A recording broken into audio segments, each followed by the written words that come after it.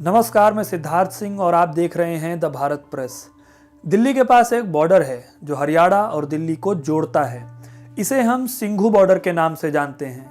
यह बॉर्डर फिलहाल कई दिनों से बंद है। यहाँ किसान आंदोलन कर रहे हैं पिछले 25 से भी ज्यादा दिनों से। बॉर्डर पर आप जाएंगे तो आपको इंटरनेशनल बॉर्डर जैसी बात लग सकती है। पुलिस ने बॉर्डर पर तारों और बैरिकेड से किसानों को रोक दिया है क्योंकि सरकार नहीं चाहती किसान दिल्ली में प्रदर्शन करें। काफी दिनों से चल रहे इस प्रदर्शन में किसान पूरी तैयारी से आए हैं। उन्हें बखूबी पता है कि सरकार से उनकी बातचीत लंबी खींचेगी। पिछले 6 राउंड की बातचीत से फिलहाल कोई नतीजा नहीं निकला, जो इस बात को आराम से सिद्ध कर देते हैं।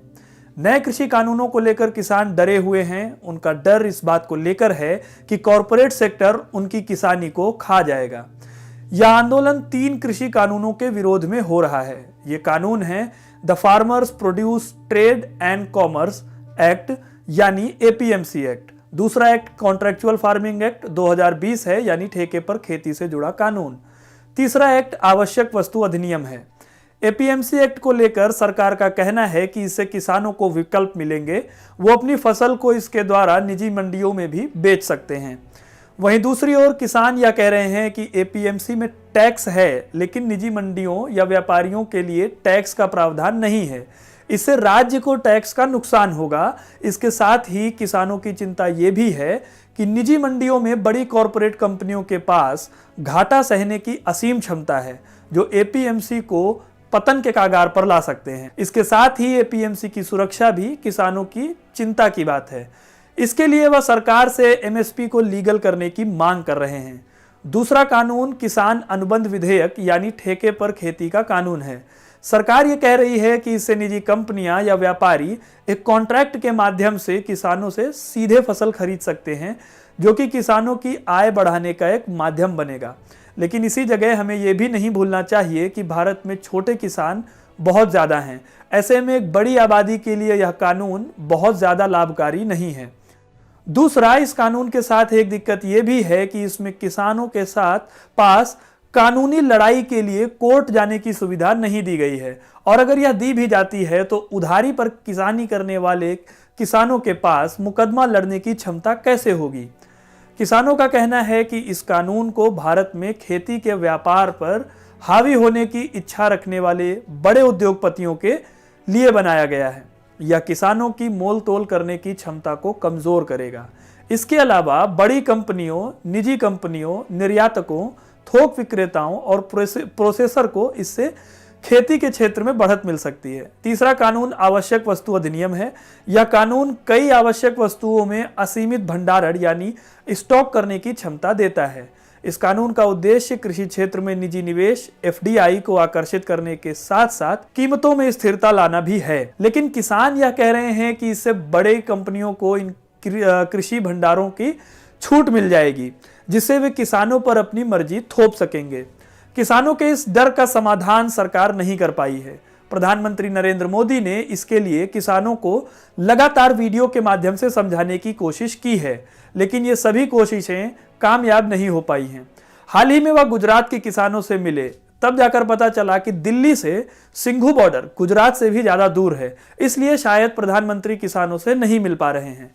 दूसरा सवाल यह भी उठता है कि गुजरात के किसानों से मिलने से अच्छा क्या प्रदर्शन कर रहे किसानों से मिलना ज्यादा सही नहीं हो सकता था। प्रधानमंत्री अगर किसान से आंदोलन में जाकर नहीं मिल सकते थे तो उनके किसान नेताओं से मिलकर बातचीत तो कर ही सकते थे। किसान सिंघू बॉर्डर, टिकरी बॉर्डर जैसी जगहों पर डटे हुए हैं। किसान तीनों कानूनों के रद्द करने की जिद पर अड़े हैं।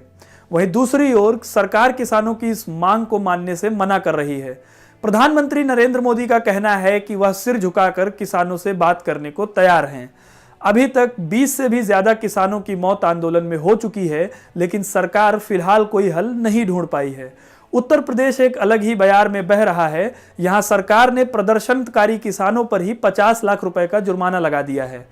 खबर यह भी रही है कि संसद का शीतकालीन सत्र कोरोना के चलते नहीं हो पाएगा, लेकिन यहीं पर बिहार और हैदराबाद के चुनाव बड़े आराम से करा लिए गए। नीट, यूपीएससी, जेईई और तमाम सरकारी विरोध के बाद सरकारी एग्जाम कई सारे करा लिए गए। एक लोकतांत्रिक देश में इन सब घटनाओं को एक साथ देखेंगे तो हिपोक्रेसी की परिभाषा तैयार हो जाएगी।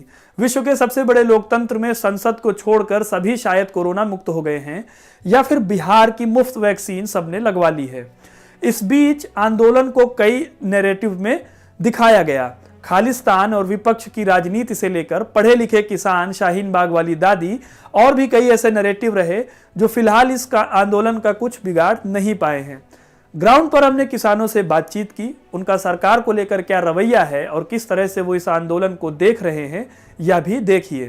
पिछले करीब 24 दिनों से प्रदर्शन कर रहे ये किसान अपनी पूरी व्यवस्था से आए हैं।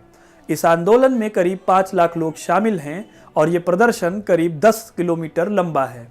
दिल्ली की ओर जहां किसानों को रोकने के लिए पुलिस ने बैरिकेड्स और अपनी बख्तरबंद गाड़ियां खड़ी कर रखी हैं, वहीं दूसरी ओर किसानों ने भी अपने ट्रकों से पुलिस को अंदर घुसने से रोकने का पूरा इंतजाम किया हुआ है।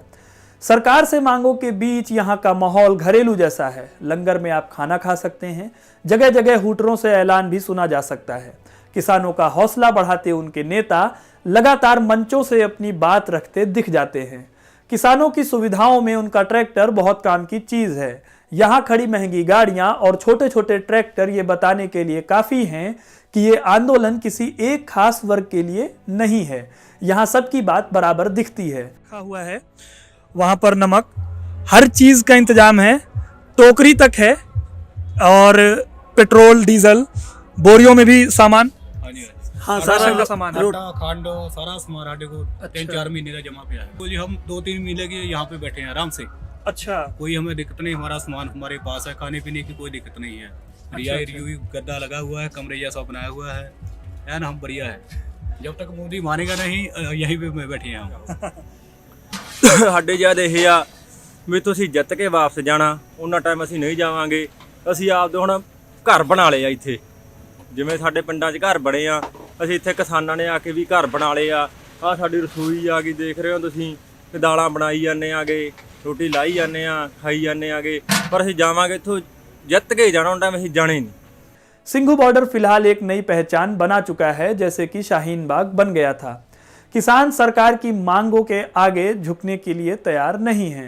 इस बारे में किसान लगातार यह कह रहे हैं कि वो बिना कृषि कानूनों के खत्म हुए यहाँ से नहीं जाने वाले। मंडी चलना चाहिए, मंडी दाना मंडी जो है ना वो खत्म नहीं, मार्केट कमेटी चलनी चाहिए। सर देखिए, पहले जीएसटी लाई इस प्रकार, उससे छोटे जो दुकानदार वो खत्म हो गए। उसके बाद नोटबंदी लाई, नोटबंदी से आम आदमी लाइनों पे खड़ा, कोई बड़ा आदमी तो नहीं खड़ा। उसका वो कारपोरेट के लिए बनाया उन्होंने 370 हटाई भी, जो अबानी अडानी है वहाँ अपनी फैक्ट्रियाँ लगा सके, और जो किसानों का ये तो नुकसानदेह है। मेन स्ट्रीम मीडिया को कोसने और प्रधानमंत्री नरेंद्र मोदी के विरोध में लगने वाले नारे आपको यहाँ छोटे छोटे समूहों में लगाते लोग मिल जाएंगे।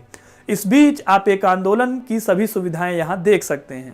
सिंघू बॉर्डर पर लगातार चल रहे लंगरों में दिन भर खाने की व्यवस्था है। चाय पानी के अलावा किसानों ने सभी के लिए छोटे छोटे मेडिकल कैंप भी खोल रखे हैं। यहाँ आप छोटी छोटी दिक्कतों की दवाएं मुफ्त में ले सकते हैं।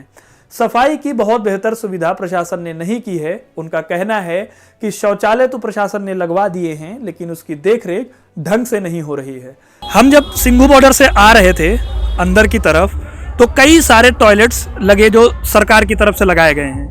इस एरिया में जहाँ से कि प्रोटेस्ट मेन साइट शुरू हो रही है, तो यहाँ पर जो शौचालय की सुविधा है वो किस तरह से चल रही है? बहुत बुरा हाल है जी, बहुत बुरा हाल है। अच्छा, बहुत। ये खालसा एड का दफ्तर है मेन, उसी के सामने हम बैठे हैं। कोई सुविधा, कोई 0% ही। मतलब आप ये कहना चाह रहे हैं कि प्रशासन ने ऐसा कुछ कोई है लेकिन 0%। अच्छा, सफाई नहीं है, कोई सफाई नहीं है। अच्छा, हम खुद ये सामने देख सकते जाके। कोई देखिए, झाड़ू भी हम साथ में लेके हैं, यहीं पे हम सफाई भी करते हैं, सारा जो भी होता है। अच्छा, आते प्रशासन आंदा है पर नहीं, काम नहीं। आंदोलन में बड़े पैमाने पर महिलाएं भी शामिल हैं। ऐसे में शौचालय की बेहतर व्यवस्था का सवाल जरूरी हो जाता है। हमें पूरे आंदोलन के दौरान कहीं भी खालिस्तान या विपक्ष की साजिश नहीं दिखी। यहाँ किसान यूनियन है, कोई भी बड़ी राजनीतिक पार्टी इस आंदोलन के अंदर नहीं है। भले ही वह प्रेस में किसानों का समर्थन कर रहे हों, वह इस आंदोलन में मुख्य रूप से नहीं दिख रहा है। किसान एकता, भारत माता की, भारत माता की। इस पूरे किसान आंदोलन का रुख क्या होगा अभी कुछ पता नहीं है, लेकिन किसानों के आगे सरकार जरूर बैकफुट पर दिखती है। यह पिछले कई सालों में भारत का सबसे बड़ा आंदोलन हो चुका है। ऐसे में देखना होगा कि क्या ये तीनों कानून रद्द करने की किसानों की मांग पूरी होती है या फिर सरकार किसानों की मनुहारी करके उन्हें समझाने में कामयाब होती है। आपको यह वीडियो कैसा लगा हमें कमेंट करके जरूर बताएं। वीडियो को लाइक और शेयर करना ना भूलें। देश में हो रही ऐसी तमाम घटनाओं से जुड़े रहने के लिए द भारत प्रेस को सब्सक्राइब करना ना भूलें। धन्यवाद।